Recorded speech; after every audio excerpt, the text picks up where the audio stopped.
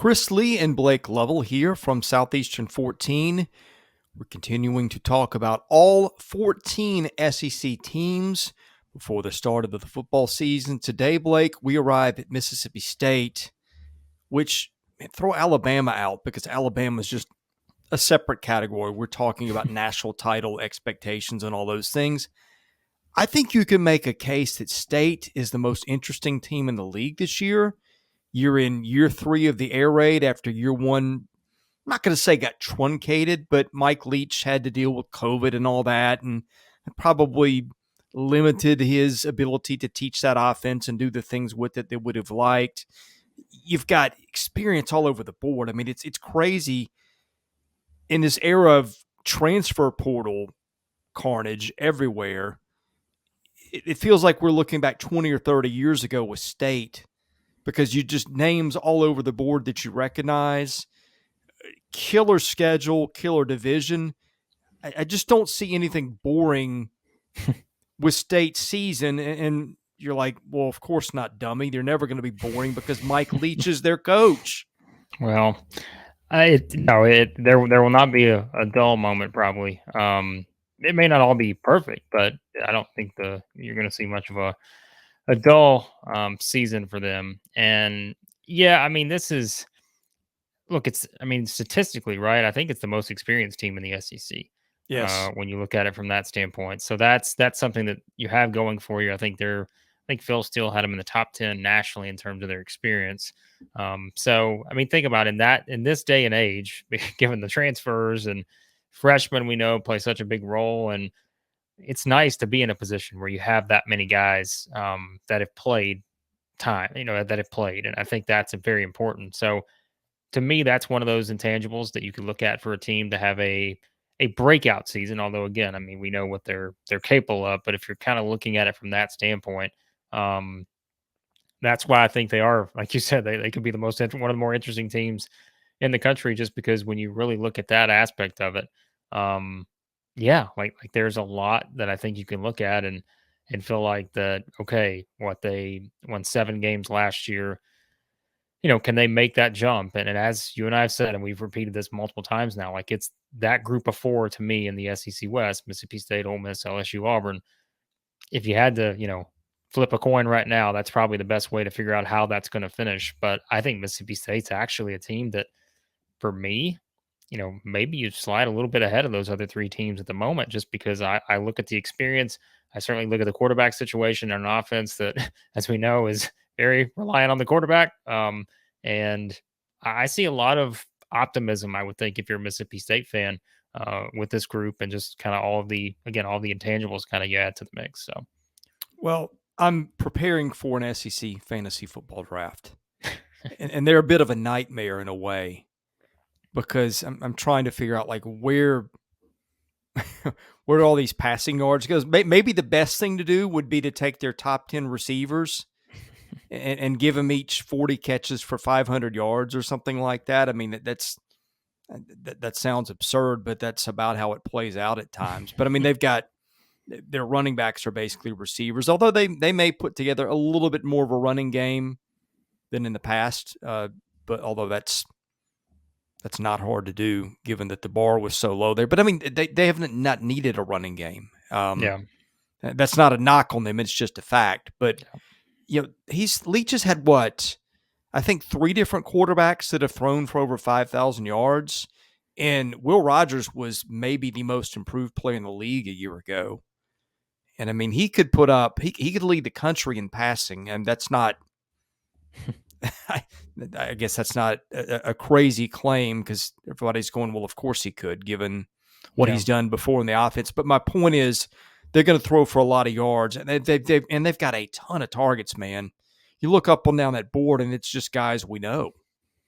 Yeah, I think that's it. And I mean, again, this offense, we always use the air raid and all that. Like, we remember the air raid was, we know kind of Mike Leach and spearheading a lot of, just, he still does it in a different way. Like, it's still different, and it's still to the extreme that not a lot of teams are going to, be to that extreme when it comes to this offense. And I mean, like you said, and we've talked about it with some of these other quarterbacks that are in place that, have that experience, and it's not a quarterback battle. It's very clear cut who your quarterback is. And I think that's always something going into an SEC season when you have a guy that almost throws for 5,000 yards and 36 touchdowns, I think it was last year.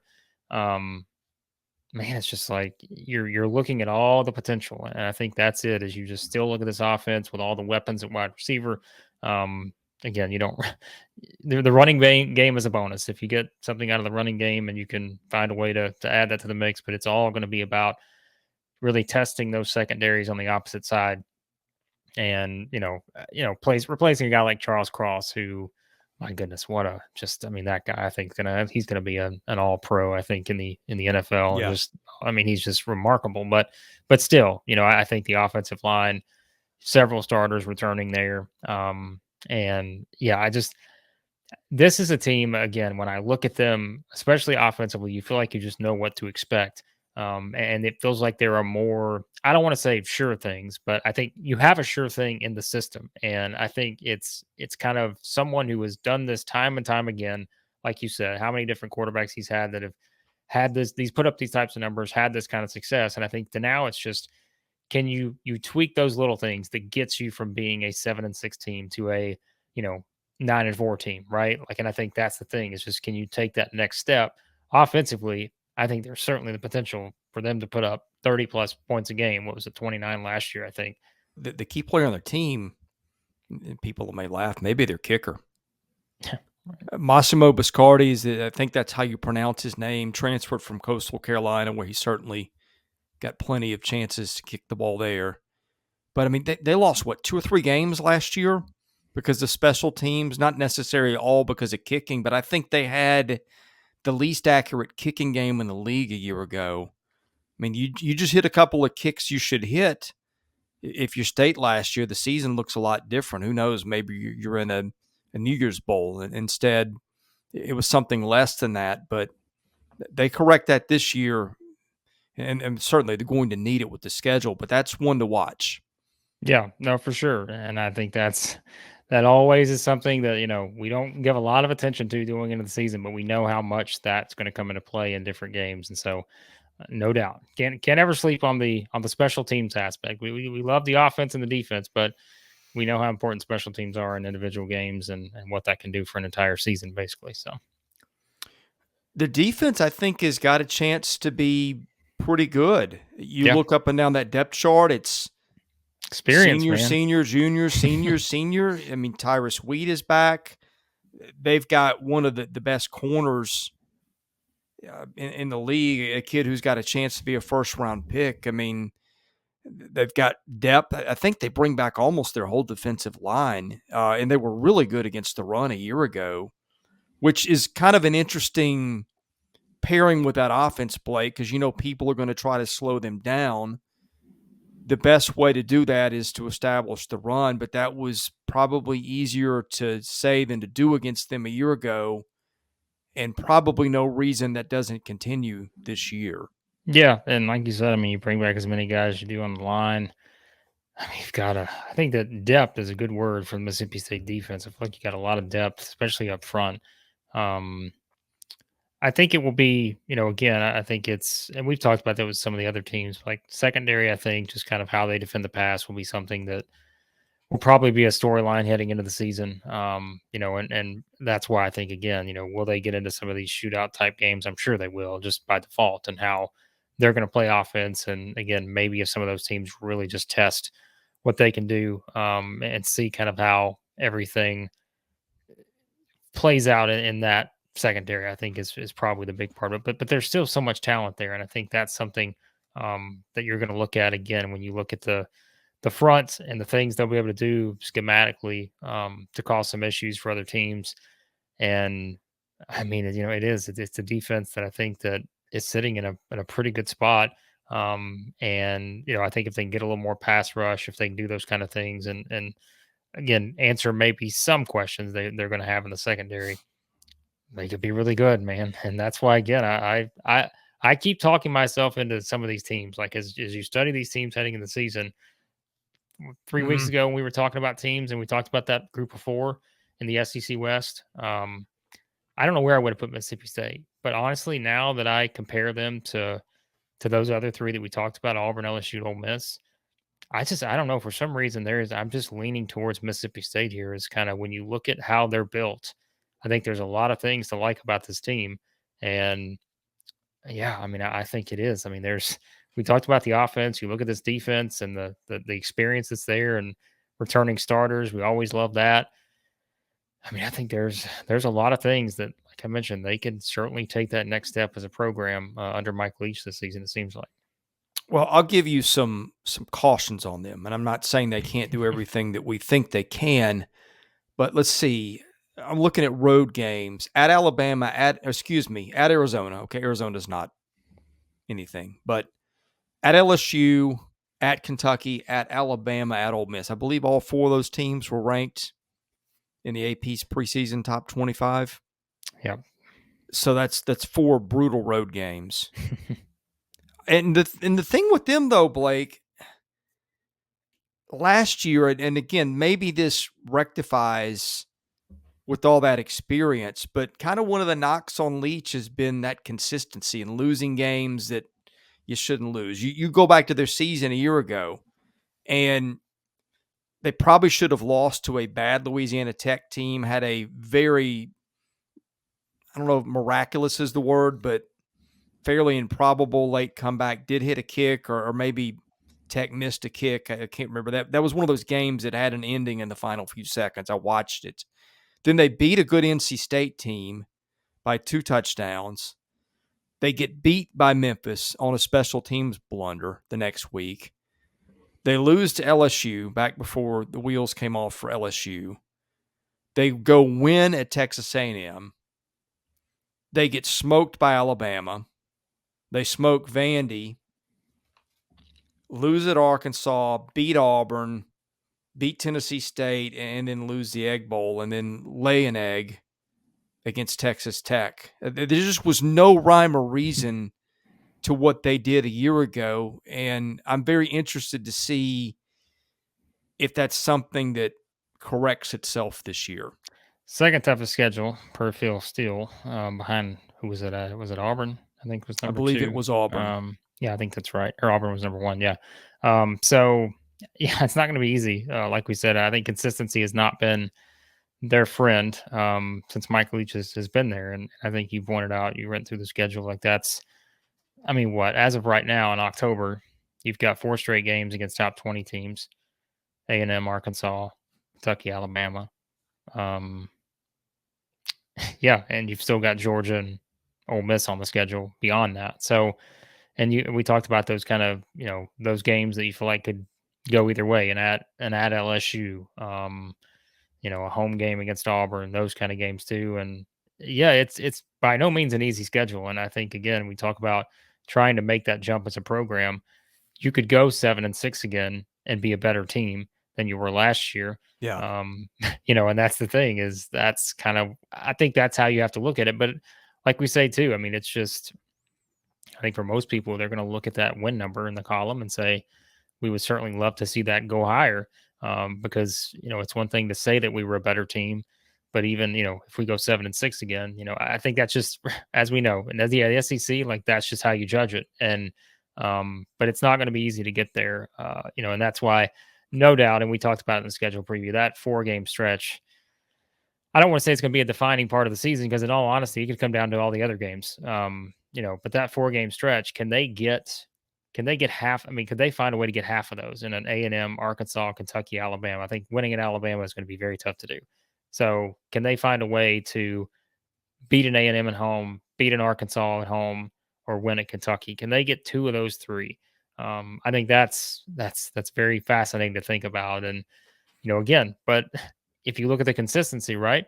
Let's say they get 2 of those 3. Well, does that mean somewhere they lost at an LSU or lost at an Arizona or lose the opener to Memphis or those kind of things? Like, I think you want to see that consistency because the schedule is pretty unrelenting when you just look at it. I mean, there's just very little room for error here with this schedule. So, But you know what's funny? They win a few of those swing games early. You may see them within striking distance of the college football playoff. Sure. Yeah. I When mean, those because it's polls start coming out, yeah. I don't know that anybody's talking about that, but you just look at how good they can be. And look, is that probably going to happen? Probably not, again, because of where the venues are and because of who they're playing, but it could happen. You pull a couple upsets and you take care of the games that you should take care of, which I would think they would do a better job of that this year with the experience and having learned from last year. Yeah. But that's a very interesting storyline to watch because the computers love those teams that test themselves, and certainly State is going to be tested most weeks. Yeah, I mean, here's the thing. Mississippi State should be better this year, and I think that's if you're a fan, you're trying to judge the season. It is, and we just talked about like the wins and stuff, but I think they should be better, and I think that's where you look at it and come the end of the season, I think you want to see more consistency, and I think if you're going to be a better team, you have to be able to win the games you're supposed to win and be able to kind of prove you can knock off, like we said, back-to-back home games against A&M and Arkansas. I mean, if you win one of those, great. If you win both of those, boom. And I think that's it. And I think if you're a Mississippi State fan, that's probably what you're looking at. You're looking at those kind of developments as a program under Mike Leach, and can we get that consistency built in where we, you know, again, let's say we look at this like we go beat an Arizona by 35 or something on the road. We kind of talked about Arizona. And we said I think I remember our discussion like they're not going to be very good. I don't think.